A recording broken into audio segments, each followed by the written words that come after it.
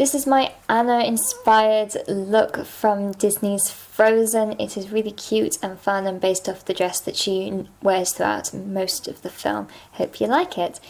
So I'm going to start off with tracing out the design I want to do. I would recommend practicing before tracing out. I'm just using a white eyeliner, but of course you can use chalk.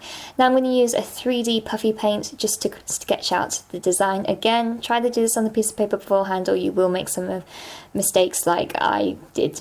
And so just use the paints just to make nice little designs, and I'm just going to be using the green and the purple for the top. The next bit is the gold ribbon that's on the top. I was using quite a metallic-y fabric, so I had to sew mine on. If you were using a different type of ribbon, then you can just use glue to stick this on, but as the glue wasn't really holding with this material, I had to sew it on. But as you can see, I am not using any fancy methods, just going under and over with some nylon clear thread.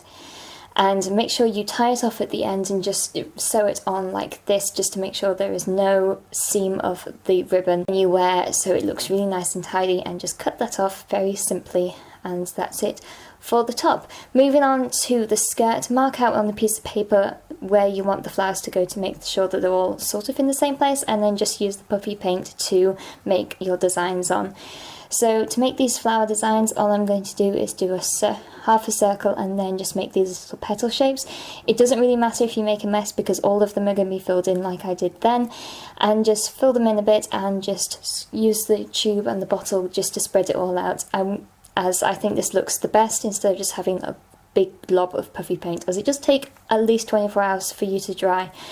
And then just going in with the purple. This is again a very simplistic version of what's actually on the dress, but I think this looks nice as it is. It has a hint of what is really on the dress, but it also is very simplistic because it would take you hours to do it all properly. Now I'm just going to use some elastic, which is the width of my waist, and just folding it over the top just to make sure that the bit of hem that I'm drawing is the right size. And again, just marking it out on the piece of paper just to make sure that it all is level, and just gluing it down with normal PVA glue, just turning it over like this. You can use this exact same method with sewing, of course, if you want to make it a bit more sturdy, but if you're just doing this for a one-off, it really doesn't matter. And then for along the bottom, again, hem it up, just put the PVA glue down and then just simply turn it over as well. Now for the really difficult bit, get a Sharpie or a pen and just feed this through the skirt and with the elastic. This pen just makes it a lot easier for you to do that.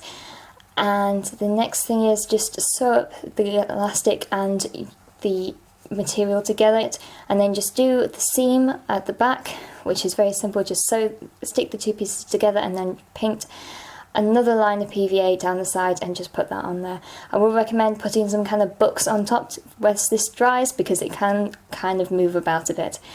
So that is it. So I've just teamed this together with some boots very simply, and I've just paired this with a top that I bought at Primark. The rest of the tights and everything else I did also buy at Primark, so it was all a very cheap costume. Hope you liked it.